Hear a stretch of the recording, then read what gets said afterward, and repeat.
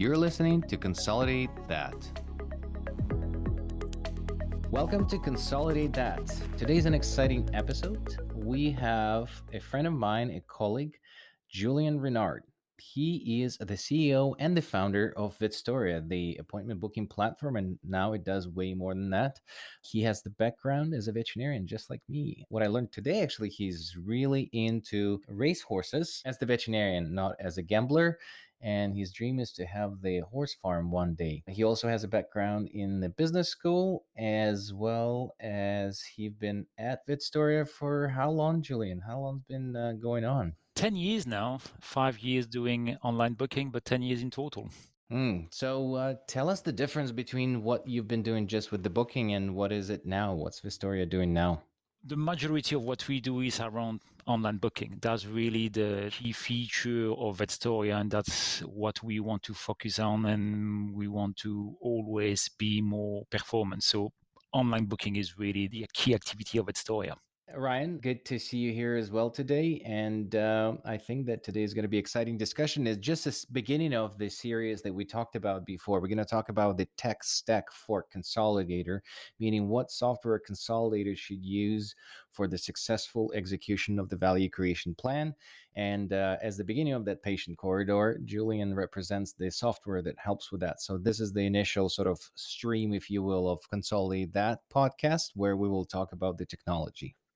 I'm excited for it. I know we're really happy to have Julien here. Julien's another one of our international guests coming from overseas in the UK, and he's formerly French or still French. So, hola, bonjour, cheerio, chip chip, all of those sort of things. So, thank you so much. Ivan, we've talked a lot about the patient corridor, and I'd love to get some more of your opinion about it and learn more from Julien about how he sees the patient corridor.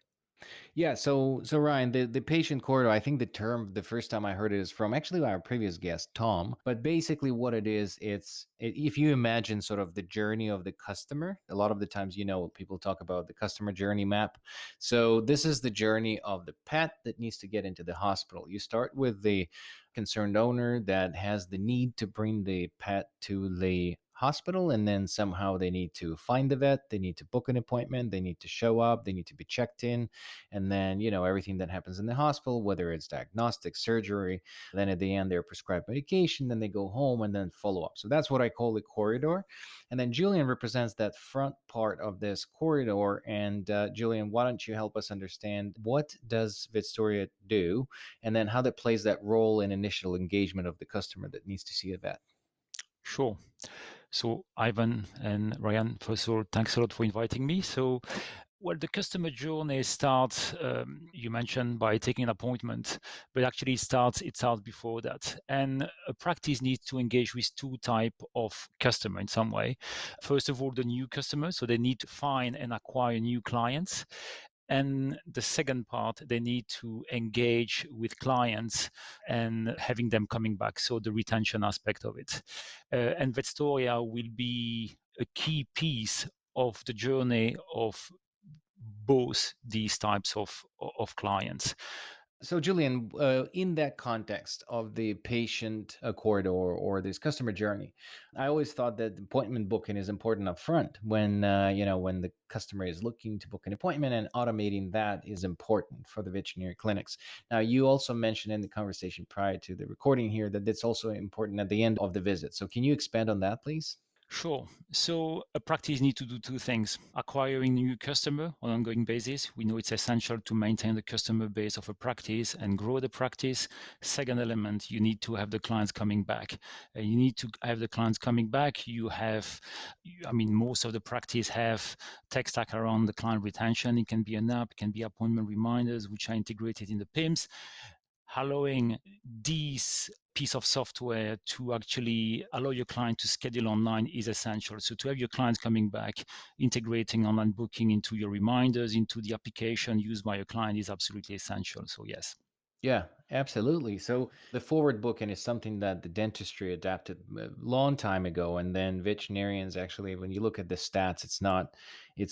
I think we're adopting it better, but then it's the discipline of having your clients to book that next appointment. So when you implement to consolidators, because it's a large scale implementation, and we're focusing more on consolidators, how do you do the change in the hospitals and change their behavior, and how do you roll out the similar workflow to the organizations that I know you work with, some that are hundreds of the hospitals? So how do you roll out that unified approach, and what is the sort of change management tactics that you use? Well, first of all, we don't have the objective to change the way a practice works. That's actually potentially the most important thing. We know one thing is that each practices are different. And they are different because they have doctors who all have their specificity, their own skills. And all the operation of a practice is centered around the skills of these doctors.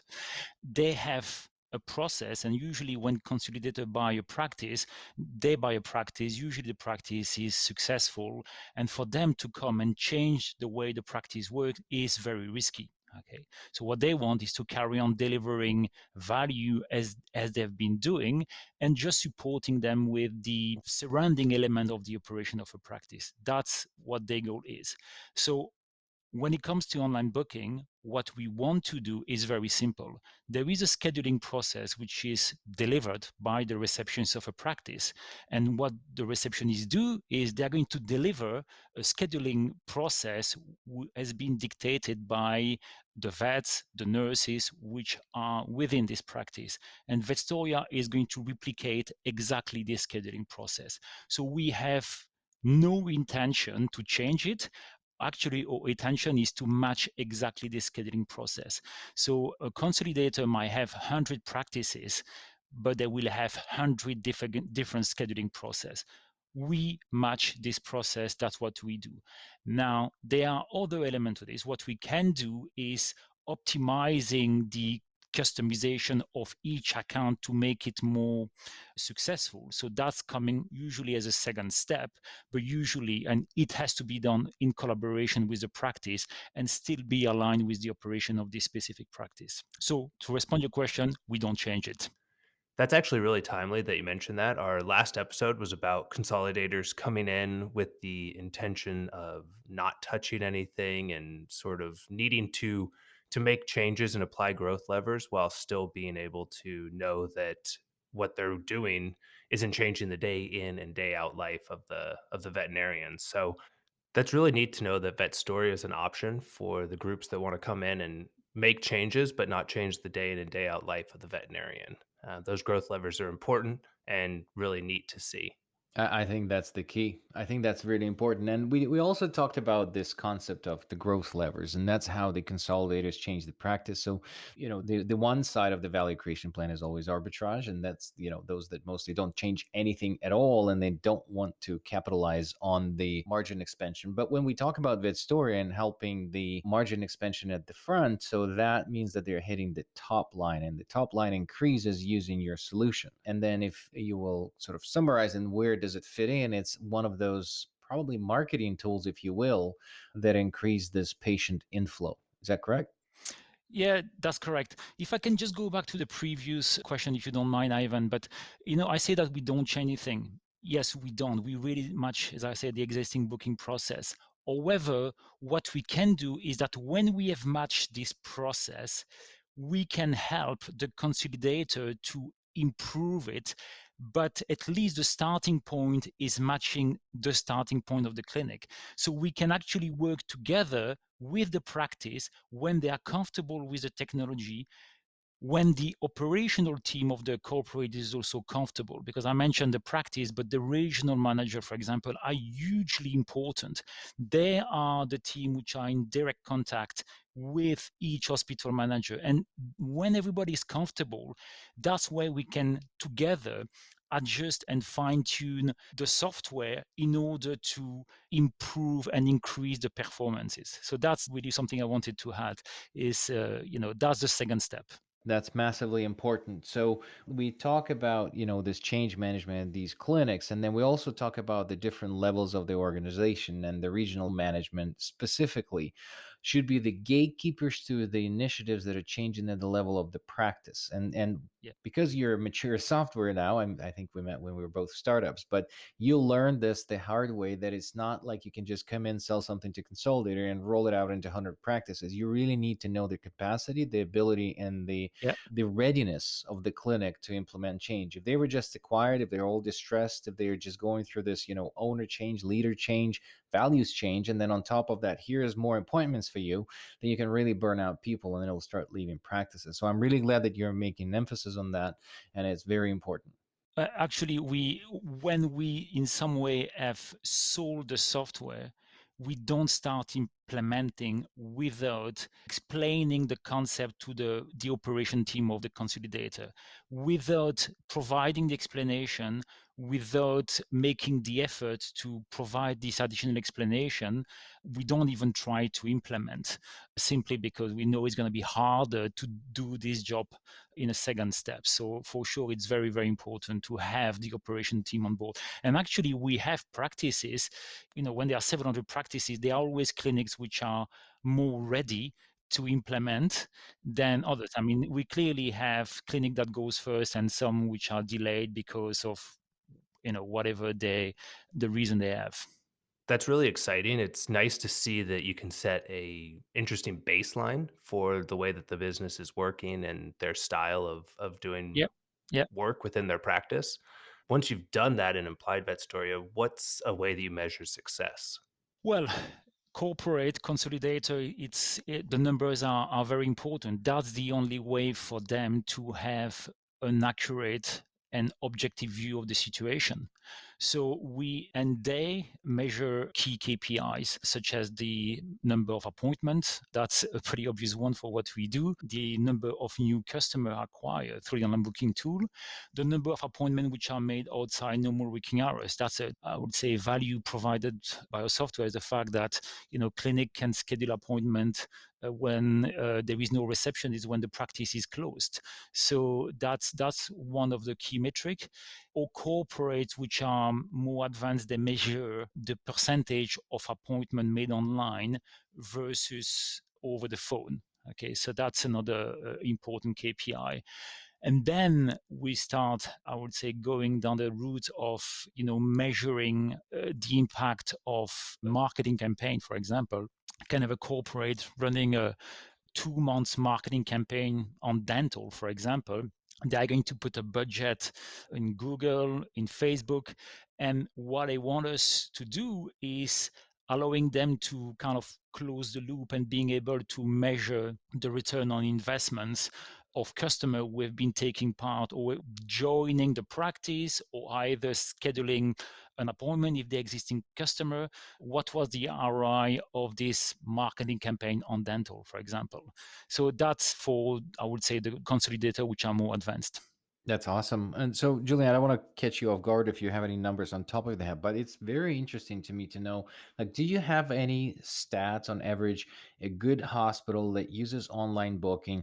What is the percentage, or how do you measure? Is it number? Is it per doctor? Is it percentage, online Sure. versus over the phone? And then the percentage of appointments booked out of office hours? Because, some people may never think about it, that when your phone is not working, people just not book appointments if you don't have a system like that. So Sure. so throw us a couple numbers if you can. Sure. Appointment made outside normal working hours, we are between 40 to 45%. That's crazy. That has been consistent for the last 5 years. Hospitals who have a very heavy usage of online booking tend to have a percentage of outside normal working hours which is smaller. But generally, we are sitting, I would say 35 to 45% of appointment made. And usually we consider outside normal working hours 7 p.m. to 7 a.m. and also Sunday all day plus Saturday afternoon. That's what's outside normal working hours. Now, when it comes to the percentage of appointment made online versus over the phone, The response I'm going to give you is unfortunately not, I would say, precise. Well, actually, it's precise, but the range is pretty big. We can have hospitals scheduling 5% of their appointment online, up to clinics scheduling 90% of their appointment online. Now, with corporate, I can tell you that there are some significant differences in between their practices. I will just put the range between 5 and 60% of the appointment online. And this 5 to 60% is determined by one single thing, not the pet owners, not the city where they are based in. It's only one thing, is the buy-in, the dedication of the regional manager and the practice manager to implement. It doesn't matter if, as I say, it could be in the countryside somewhere lost. It will be a success. It will work if the clinic decide that actually we are going to make this work. Yep. If the clinic decide that they don't want it, even if they're in central New York, they can potentially, I would say, not make it successful because they actually don't embrace it. And because they don't embrace it, the percentage of appointment will be lower. That's something that is the only single thing that makes success. And that's why having the regional team and the practice manager on board is absolutely essential. And the only way to get them on board is just to explain. That's it. That's crazy. I had no idea that these are the numbers. And, I can think immediately how that translates into the cost savings. If you have majority of the appointments going not through the front desk, first of all, they're more relieved to deal with the customers at hand. And then also all the appointments they're going in there. So that's the saving on the labor. And then the other one is crazy to me, about 45%. That is not in cost saving. That's just lost business if you don't do that. That is directly to not having someone available clinic, and then they try to call next day, and then when they call next day, the symptoms are not there. I mean, that is a crazy number. Do you have people shocked like me hearing that? Yes, I'm not shocked anymore because I've seen this number for a very long time. But what is even more crazy, Ivan, is you could argue that okay, maybe they could call in the morning and everything. Okay, great. But we have to think about one thing: is customer search for a new vet practice when it suits them, and when it suits them is when they have some time. And usually, unless they are very bored at work, but usually people buy product or search for new services when they have the time. And when they have the time, it's basically outside their own normal working hours. So basically they do that on a weekend, on the evening, they are going to search for the vet.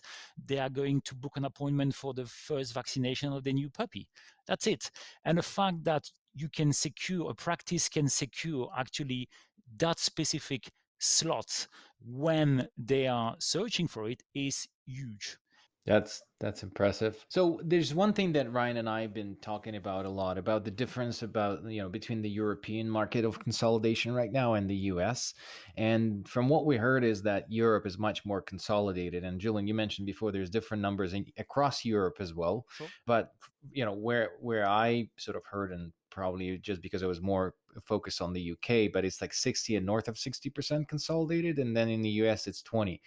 With that, if you can answer to me what is actually split there, but also, do you see that your product is more needed in the European region because that is truly margin expansion, as opposed to when it's a new sort of consolidation era in a particular region, it's more of an arbitrage and a land grab?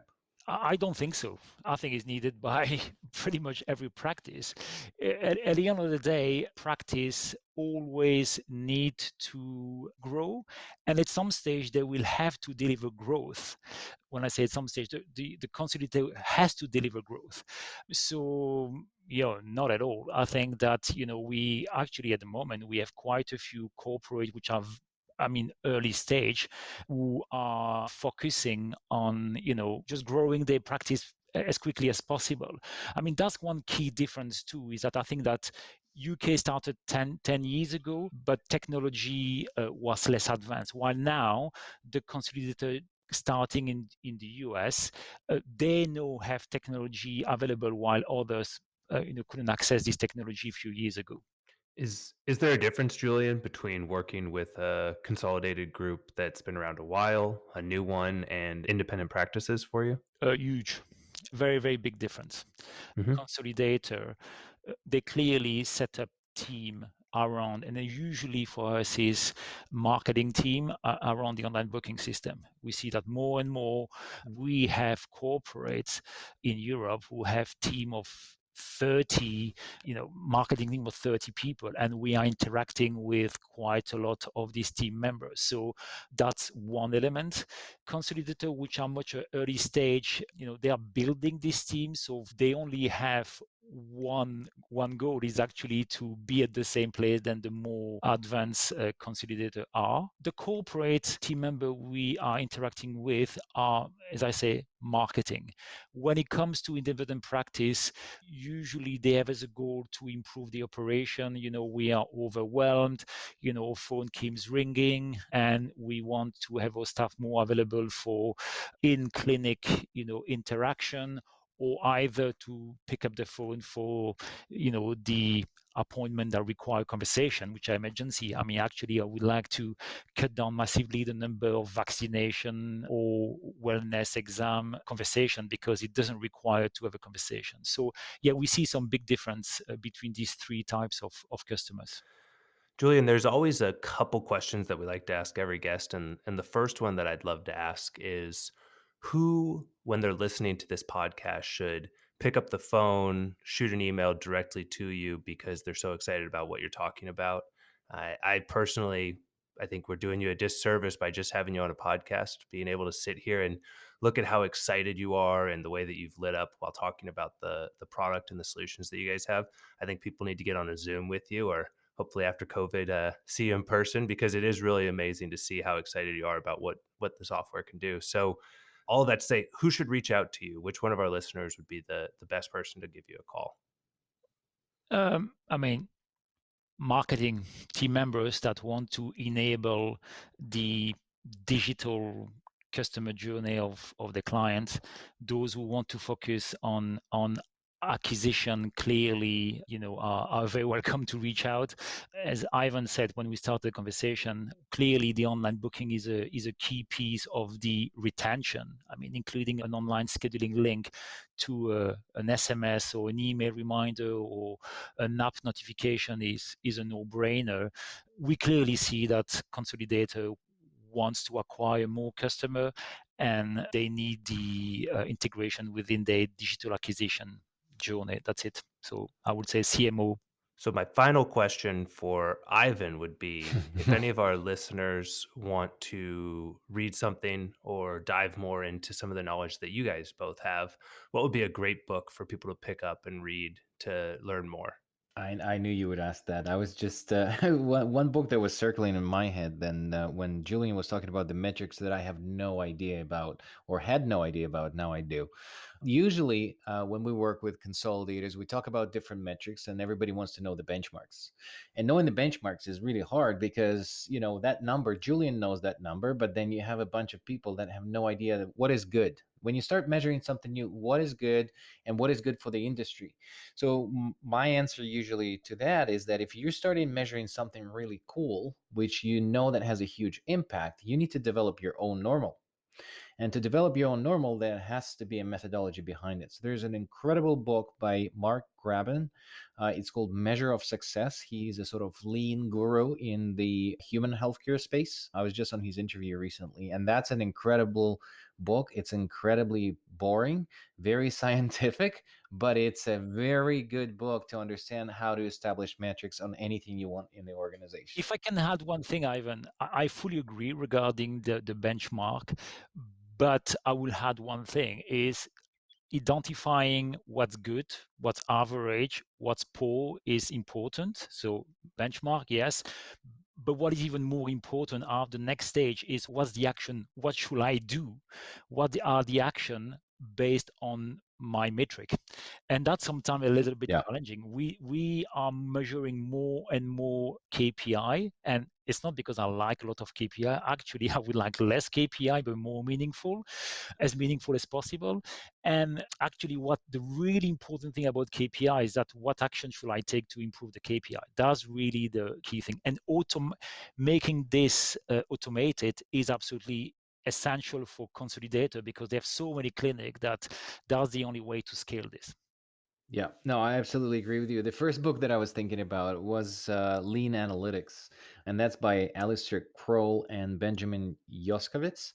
Basically, they talk about how to establish the metrics that are not vanity metrics, because there's so much stuff that people measure, and even if they develop the benchmarks, but what do you do then? You know, I was just looking at the dashboard of one consolidator. They had appointments, like you said, they were measuring appointments.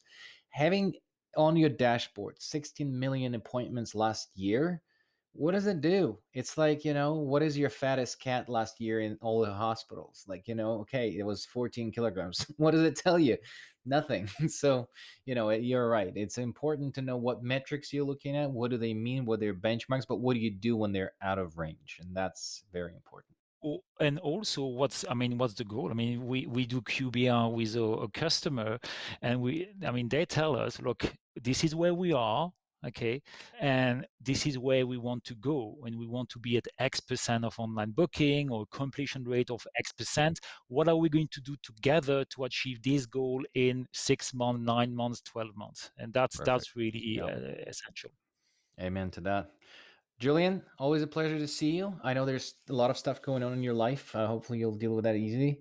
But I really appreciate you joining us on the call and giving us this insight. Hopefully the listeners will learn a lot and hopefully buy lots and lots of Vetstoria from you. Ivan, Ryan, thanks a lot. Thanks, Julien. Thank you so much for listening to Consolidate That. If you want to hear our new episodes, please find us on any podcast platform. Also, you can learn more about us on our website at vetintegrations.com.